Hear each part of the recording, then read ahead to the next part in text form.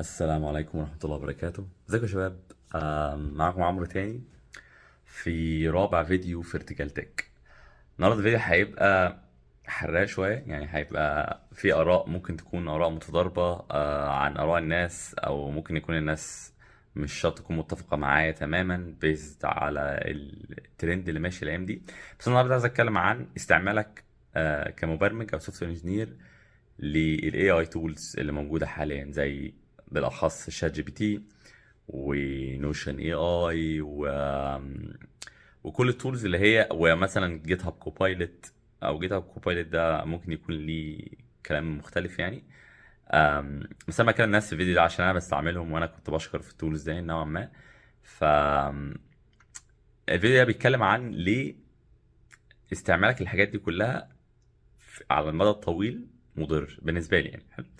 والمدى الطويل هنا مش شرط يكون مدى طويل على مدار مثلا سنين، لا، المدى الطويل ده ممكن يكون على مدار كذا شهر، على مدار كذا، يعني فترة زمنية مش طويلة قوي ومش قليلة برضو. يعني هي مش اسبوعين 3 اسابيع، لا بالعكس، اسبوعين 3 اسابيع البرودكتيفيتي بتاعتك هتبقى ممكن تكون 10، ممكن تكون 2 اكس او 3 اكس. حلو، ممكن يكون 3، يعني البرودكتيفيتي عالية جدا. حلو، ولكن من خبرتي المتواضعه في استعمال جيت هاب كوبايلوت، انا عامه في الشغل عندي مش بستعمل جيت هاب كوبايلوت، وفي الشغل عندي مش بستعمل شات جي بي تي، بس انا بعمل سايد بروجكتس كتير قوي فانا بستعملهم، يعني بستعملهم كتير جدا. حلو، فده خلاني احس ان لو انا استعملت التولز دي بشكل يعني بشكل اساسي، اللي انا فضلت طول الوقت استعملها، حلو، هيؤدي اللي انا السكيلز بتاعتي وقدرتي على اللي انا ابقى كرييتيف، على اللي انا ابدع، او قدرتي على حل المشاكل اضعف. وانا نوعا ما متاكد ان قدرتي على حل المشاكل والبروبلم سولفينج والتفكير المنطقي وما الى ذلك، بالذات وانا بكتب كود، هيبقى اضعف بكتير على المدى الطويل شويه، على مدى مثلا سنتين ثلاثه. عشان التولز دي بتعمل ايه؟ التولز دي كانها شخص قاعد جنبك وعارف كل حاجه في الدنيا، وانت كل اللي انت بتعمله بتقول له ساعدني في كذا، ساعدني في كذا. لما انت بتيجي تتمرن عامه على لغه معينه، او على مثلا رياضه معينه او ايا كان، اللي انا متخيله اللي بيحصل كالاتي: اللي بيبقى فيه مدرب، والمدرب ده بيساعدك، ولكن المدرب ده مش بيخليك تعرف تعمل كل حاجه بدون اي جهد. يعني بالذات كمان حاجات ليها علاقه بالكمبيوتر ساينس، لو مثلا في دكتور، او في مثلا طالب اكبر معاك، او منتور. المنتور مش هدفه او مش غرضه الاساسي اللي هو كل ما تساله عن حاجه يجاوبك باستفاضه ويديلك كل الاجابات الممكنه، وبعدين تناقشه وتقول له 1 2 3 و4 و5 و6 وما الى ذلك، وبعدين في الاخر خالص يديك احسن كمان. حلو، مش ده الغرض. الغرض منه اللي هو يحطك على الطريق الصحيح، واللي هو كمان يديك افكار عامه، واللي انت يعني انت بقى هتتعمق في كل الافكار دي، وهتشوف ايه الافكار الاحسن وهتبدع. وبناء على ابداعك ده هيبقى فيه ريزلتس، يعني يا اما الراجل ده هيعمل لك بقى ريفيو، يا اما اللي بيعمل لك ريفيو على الكود هيقول لك الكود ده كويس ولا لا، او هيبقى فيه نقاشات رايحه وجايه. انا ما عنديش مانع ان الواحد يستعمل شات جي بي تي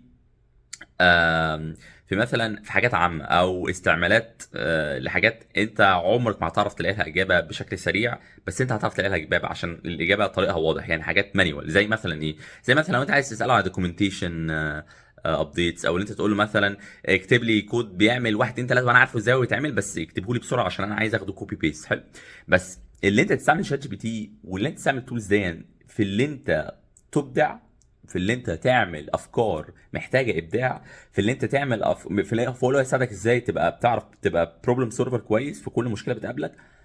مع احترامي لكل اللي بيقول لك اللي هو هيبقى 10 اكس ديفلوبر وما الى ذلك، انا شايف ان ده هياثر سلبيا جدا جدا جدا على ابداعك الشخصي، ومش بس عليك انت كسوفت وير انجينير. انا من رايي اللي هو هياثر على اي حد مجاله محتاج ابداع، زي مثلا الديزاينرز، زي مثلا الرايترز اللي بيكتبوا، عشان هو هيديلهم آه، كميه بوست، كميه معلومات مهوله. حلو، والمعلومات المهوله دي هم نفسهم كانوا ممكن يوصلوا لها، ولكن عشان يوصلوا لها كانوا هيبذلوا مجهود اكبر. وهي الفكره هنا في المجهود هنا الناس ممكن تفترض ان طالما في مجهود اكبر في حاجه بتخلي المجهود ده يبقى صفر، فهي احسن. هي في المدى الطويل، في اللونج تيرم هتبقى احسن بكتير جدا. بس انا شايف ان هي هتاثر علينا كبرفورمانس، وهتاثر علينا في المستقبل انا بتكلم عن المستقبل كاشخاص، مش بتكلم عن المستقبل، مش بتوقع المستقبل الناس هيحصل لها ايه، مش ماليش دعوه بكده. حلو، بتكلم عن المستقبل كبرفورمانس، ك كابداع وكطريقتك في التفكير عامه، كده في التحليل. فملخصا للفيديو، استعمل جيت هاب كوبايلوت، استعمل شات جي بي تي، استعمل الحاجات دي كلها، بس خلي في ذهنك اللي الحاجات دي لو انت استعملتها واعتمدت عليها في ابداعك هيأثر عليك. وهيطلع عليك كسوفت وير انجينير. وانا عندي يوز كيس كتيره جدا حصلت لي انا شخصيا. يعني انا كنت مثلا في مشاكل بحلها، بقعد بتناقش معاه، بعدين جيت افكر بعديها في مشاكل مشابهه، حسيت الموضوع بقى اصعب، حسيت ان انا عايز اروح لشات جي بي تي، عايز اقول لشات جي بي تي حل لي المشكله الفلانيه، او اقترح عليا المشكله العلانيه وحلها لي، عشان انا معتمد عليك دلوقتي اعتماد كامل.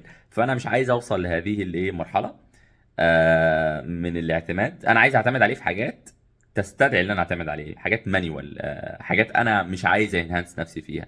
بس برضه حط نقطة على اللي مش عايز انهانس نفسك فيها، عشان انت ممكن تكون عايز. وبس، وعايز اسمع ارائكم جدا على التوبيك ده، واشوفكم في الفيديوهات القادمة ان شاء الله. وده ارتجال تك. والسلام عليكم ورحمة الله وبركاته، وجمعة مباركة.